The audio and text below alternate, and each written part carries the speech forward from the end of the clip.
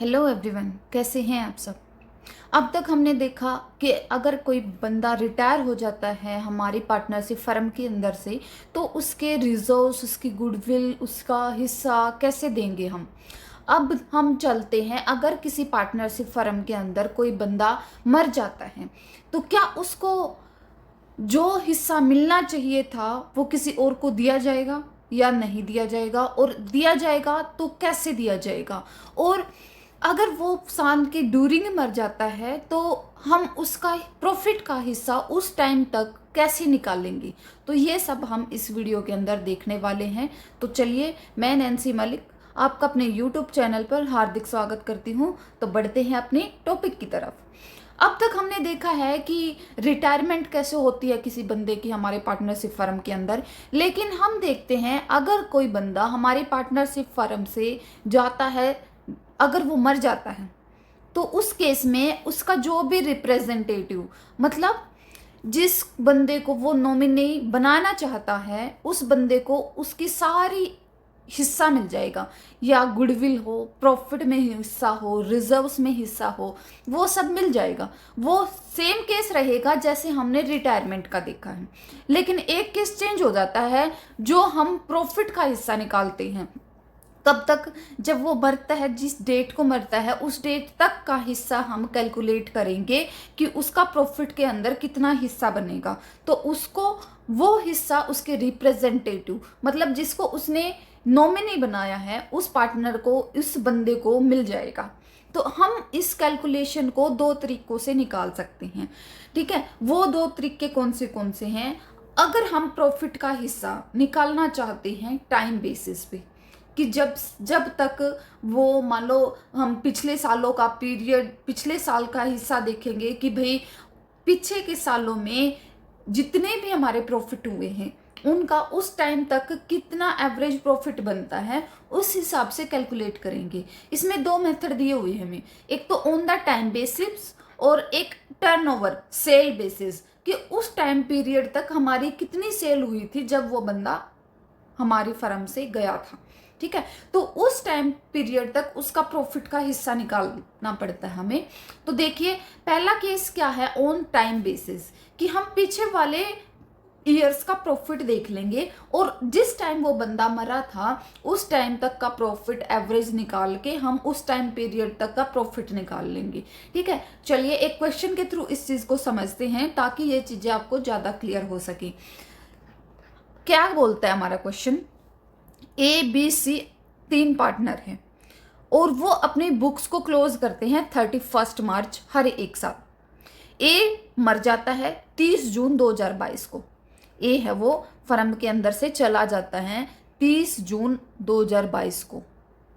ठीक है, अब क्या बोला है, according to the agreement the share of profit of deceased partner to the death of the date of the death is calculated on the basis of average profit. हमें 5 सालों का average profit निकालना है पहले, उसके बेस पे हम देखेंगे कि 30 जून तक का पिछले सालों में कितना प्रॉफिट बनता था, और उसके बाद हम इस साल का प्रॉफिट हम निकाल लेंगे और उसके बेस पे कैलकुलेशन करेंगे। नेक्स्ट क्या बोला है कि 5 सालों का जो प्रॉफिट है वो गिवन है हमें, क्या क्या गिवन है, 2018 का हमें गिवन है 14,000, 2019 का हमें गिवन है 18,000, 2020 का हमें गिवन है कितना, 16,000, और 2021 का हमें गिवन है 10,000 लॉस। अब ये ब्रैकेट में है, लॉस है। ठीक है, अगर लॉस ना भी लिखा होता, सिर्फ ये अमाउंट ब्रैकेट में की होती, तब भी हम इसको लॉस ही मानते। एंड 2022 का हमें 16,000 दी।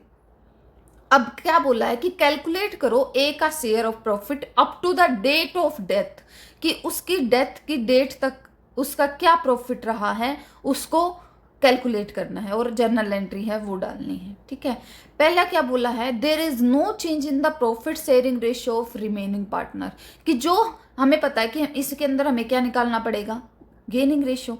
ठीक है, उसी के बेस पे हम गुडविल को ट्रांसफर करेंगे रिप्रेजेंटेटिव बंदे के अकाउंट में। तो इसीलिए हमें क्या दिया गया है, no change in the profit sharing ratio. Next क्या बोला है, there is change in the profit sharing ratio of remaining partner. No profit sharing ratio हमें गिवन है, इसकी बेस पे हम क्या निकाल लेंगे, गेनिंग रेशियो। ठीक है, अगर कुछ भी नहीं, हमें पता है कि हमने पहले वाले क्वेश्चंस में किया है, अगर कोई भी चेंज नहीं दिया गया है तो जो रेशियो इनकी दी गई थी उसी के अकॉर्डिंग हम चेंज कर देते हैं। कि मान लो इक्वल बोला है उन्होंने कि ईच पार्टनर इक्वल प्रॉफिट को, अगर कुछ भी नहीं गिवन है ना तो हमें इक्वल मानना होता है। तो ये एक ही डेट के बाद भी वो इक्वल ही बांटेंगे, कोई चेंज नहीं होगा उनकी प्रॉफिट शेयरिंग रेशियो में। लेकिन सेकंड केस हमें दे दिया गया है कि उनके प्रॉफिट शेयरिंग रेशियो में चेंज हो जाता है। हमें यहाँ तक सिर्फ इतना देखना है कि हम कैसे कैलकुलेट करेंगे उसका प्रॉफिट। तो देखिए, सबसे पहले हमें पता है कि हमें एवरेज प्रॉफिट निकालना पड़ेगा। तो टोटल प्रॉफिट हम कैसे निकालेंगे, इन सारों का जोड़ करेंगे। अगर कोई माइनस की लॉस की आइटम है तो उसको लेस कर देंगे, तो इन सारों का जोड़ करके, और एक लेस की आइटम है जो कि हमें लॉस दिया गया है, उसको कैसे कैलकुलेट करके हमने एवरेज निकाल लिया, मतलब टोटल निकाल दिया 54,000। उसको 5 साल से डिवाइड कर दिया क्योंकि हमें 5 साल का गिवन है, तो एवरेज निकालने के लिए हमें 5 साल से डिवाइड कर दिया, तो हमारा एवरेज प्रॉफिट कितना हुआ, 10,800 रुपये। ठीक है, अब 3 मंथ का प्रॉफिट देख लेंगे, 1 अप्रैल 2022 से 30 जून, क्योंकि हमारा ईयर स्टार्ट होता है 1 अप्रैल से और 31 मार्च को एंड हो जाता है। हमें पता है कि वो बंदा जो गुजरा है वो हमें पता है कि 30 जून को उसकी डेथ हुई है, तो हम 30 जून तक का प्रॉफिट कैलकुलेट करेंगे। सबसे पहले हम एवरेज प्रॉफिट लेंगे। हमने एवरेज प्रॉफिट ले लिया 10,800, उसके बेस पे 3 मंथ का निकाल लेंगे। 3 मंथ का 3/12।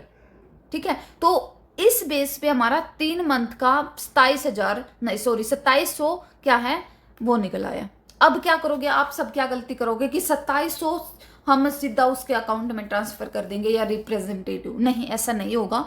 इस केस में क्या हुआ, ये टोटल फर्म का निकला है कि 30 जून तक तीनों बंदों का निकला है, इसमें से हम ए का हिस्सा निकाल लेंगे। अभी हमें पता है कि तीनों की रेशो 1:1:1 रेशो है, तो तीनों की 1:1 हुई, तो क्या क्या हुआ, सी ए का हिस्सा भी 1/3, बी का भी 1/3 और सी का भी 1/3। तो जो 30 जून तक का प्रॉफिट है इसका हम ए का हिस्सा निकाल लेंगे। ये टोटल हिस्सा है तीनों का मार्च तक का, जून तक का। तो 2700 में 1/3 कर देंगे, इससे हमारा क्या निकलाएगा, 900 रुपये जो प्रॉफिट है वो ए का हिस्सा निकलेगा, जो कि उसके रिप्रेजेंटेटिव को दे दिया जाएगा। आई थिंक आपको क्लियर होगी सारी चीजें। अगर कुछ डाउट है तो आप कमेंट सेक्शन में पूछ सकते हैं मेरे से। तो इस केस में हम क्या करेंगे, profit and loss suspense account में डाल देंगे उसका जो भी हिस्सा बनेगा टू एज कैपिटल। ठीक है, तो ये क्लियर नहीं है ना, क्योंकि जो प्रॉफिट है वो हमारा क्लियर नहीं है कि हाँ पक्का ये इतना हिस्सा, मतलब इतना ही प्रॉफिट होगा। ये हमने गैस बेसिस पे लगाया है कि अनुमान लगाया, पिछले साल भी इतना हुआ था तो शायद इस साल भी हो जाएगा, इतना ही हो जाएगा। ठीक है, तो इसी वजह से हमें profit and loss suspense account में डालना पड़ेगा। और क्योंकि ए को मिलेगा, ए के रिप्रेजेंटेटिव को मिलेगा, तो नाम से तो ए का ही चलेगा क्योंकि पार्टनर ए ही था, तो टू एज कैपिटल अकाउंट। ठीक है, तो ये हमारा 900 रुपये निकल आया। अब मान लो कि उनकी प्रॉफिट, सेकंड केस हमारे पास, उनकी प्रॉफिट शेयरिंग रेशो चेंज हो जाती है, तो न्यू रेशो हमारी निकलेगी। न्यू रेशो हमने इन्होंने गिवन है, इसके हिसाब से हम क्या निकालेंगे, गेनिंग रेशो। ठीक है, तो ये हमारी ये देखो, हमें पता है गेनिंग रेशो कैसे निकालते हैं, old ratio, new ratio minus old ratio. New ratio हमारी कितनी है, 3/5, इसमें से लेस कर देंगे हम ओल्ड, बी की ही ओल्ड लेंगे, तो बी की 1 थी सभी की, तो 1/3 इसको लेस करेंगे, तो हमारी बी है वो गेन करेगा 4/15 और सी हमारा गेन करेगा 1/15। ठीक है, तो ये हमारी गेनिंग रेशियो निकल गई। आई थिंक आपको क्लियर होगा ये। अगर कोई डाउट है तो आप मेरे से पूछ सकते हैं। नेक्स्ट चलते हैं हम, अगर हमारा सेकंड केस दिया गया है कि हमें सेल के बेसिस पे कि उस टाइम तक कितनी सेल हुई थी, जब वो मरा उस टाइम तक कितनी सेल हुई थी, उसके बेस पे प्रॉफिट निकालना है। तो सेकंड केस मतलब सेकंड टाइप में क्या बता रहा है, XYZ 3 पार्टनर थे, जो प्रॉफिट शेयरिंग रेशियो उनकी थी वो थी 2:2:1, और वो क्लोज अपनी बुक को 31 मार्च को करते हैं हर साल। अब बोला है कि वाई है वो गुजर जाता है, वाई मर जाता है, जून 2024 जून 2018 को मर जाते हैं।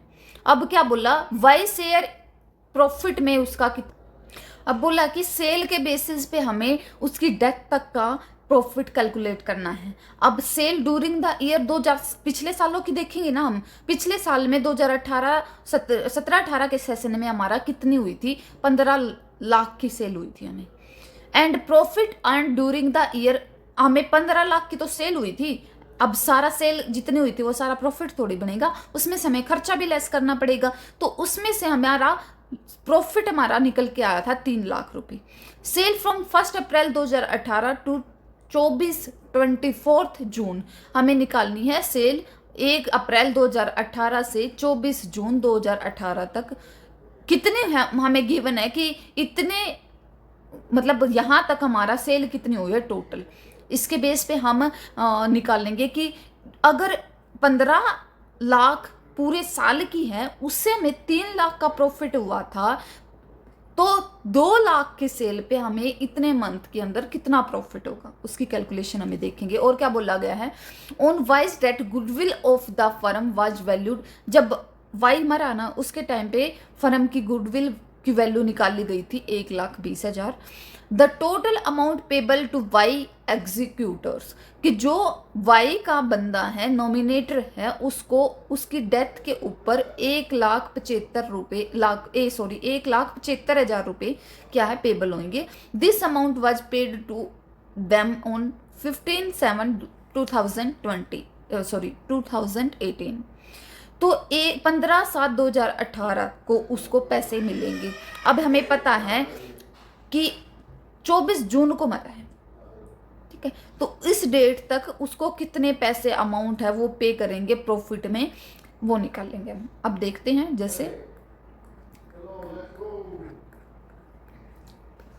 वाई का शेयर कैसे निकालेंगे हम। पास्ट की जितनी भी लास्ट ईयर का प्रॉफिट है उसको ऊपर लेंगे, और पास्ट की ही जितना लास्ट ईयर की सेल है उसको नीचे लेंगे। उसके बेस पे हम देखेंगे कि कितना परसेंट प्रॉफिट है वो निकल का हमारा टोटल प्रॉफिट निकलेगा ये, ठीक है। तो इसके बेस पे हम ये देख लेंगे कि 2 लाख पे अगर 20% प्रॉफिट निकालना है तो वो कितना निकलेगा। अब हमें पता है कि ऐसे निकालेंगे, 3 लाख हमने प्रॉफिट ले लिया और 15 लाख की हमने सेल ली, मल्टीप्लाई 100 कर दिया, तो हमें पता है कि कितनी भी सेल हो हमारी, हमारा 20% प्रॉफिट निकलेगा, ठीक है। चाहे वो 1 मंथ की सेल हो, चाहे हमारी 12 के 12 मंथ की हो, चाहे हमारी 6 मंथ की हो, चाहे हमारी 7 मंथ की हो, हमें टोटल सेल के ऊपर 20% प्रॉफिट मिलता है। अब हमें पता है कि 24 जून तक हमारी टोटल सेल 2 लाख रुपए थी। अब 2 लाख पे भी हम क्या निकाल लेंगे, 20% प्रॉफिट निकाल लेंगे, तो हमारा 40 लाख का प्रॉफिट है वो निकल आएगा, सॉरी 40,000 का प्रॉफिट हमारा निकल आएगा।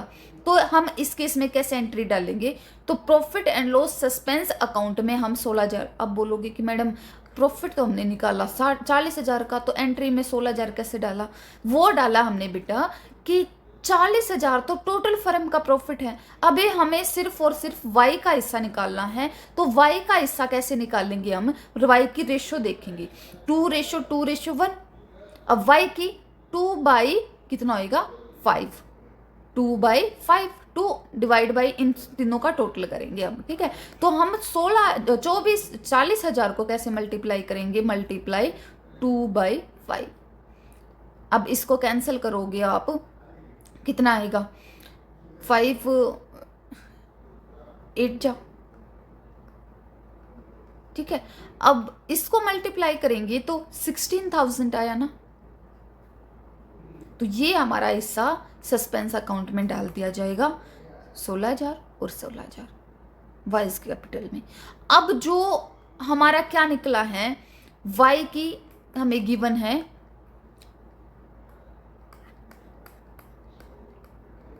गुडविल का हिस्सा निकालना है हमें। गुडविल का हिस्सा हमें क्या कैसे निकालेंगे, हमारी टोटल फर्म की गुडविल कितनी थी उस टाइम पे, 1,20,000। अब वाई की निकाल लेंगे, 1,20,000 का हमें निकालना है वाई का हिस्सा। 1,20,000 पे वाई का हिस्सा कितना है, 2/5 है ना, यही है ना। इसको कैलकुलेट करोगे अब कैसे निकलेगा, 5 2 जा 10, 5 4 जा 20, तो 24 टू ज़ा 48, ये वाई के गुडविल का हिस्सा निकल रहा है। अब वाई के गुडविल का हिस्सा कैसे बांटेंगे, हमें पता है कि हमें कुछ भी नहीं गिवन, तो हम ओल्ड रेशो को ही कट करके जो गया है उसको हटा के जितना भी बचेगा उसको बना लेंगे उनकी न्यू रेशो। अगर गिवन है कि न्यू रेशो इतनी है तो उसमें हमने गेनिंग रेशो निकालनी पड़ेगी, और उस गेनिंग रेशो के हिसाब से हम इस 48,000 को जो रिमेनिंग पार्टनर हैं उनके कैपिटल अकाउंट से ट्रांसफ़र कर देंगे रिटायरिंग पार्टनर के नाम पे या फिर डिजीज्ड पार्टनर के नाम पे। ठीक है, अब 48,000 है, इसको हम डिवाइड कर देंगे। कैसे करेंगे, हमें पता है कि कुछ नहीं गिवन, न्यू रेशो के बारे में कुछ नहीं दिया गया, तो वाई के जाने के बाद हमारा कितना हिस्सा ए और बी का बचता है, न्यू रेशो, इसी को मान लेंगे हम 2:1। अब इस 48,000 को हम 2:1 के हिसाब से बांट देंगे, तो एक्स के हिस्से में 32,000 आएगा और जेड के हिस्से में 16,000 आएगा, जो इसके रिप्रेजेंटेटिव को पे किया जाएगा। लेकिन नाम हमें वाइज का ही रखेंगे क्योंकि वो हमारा पार्टनर था।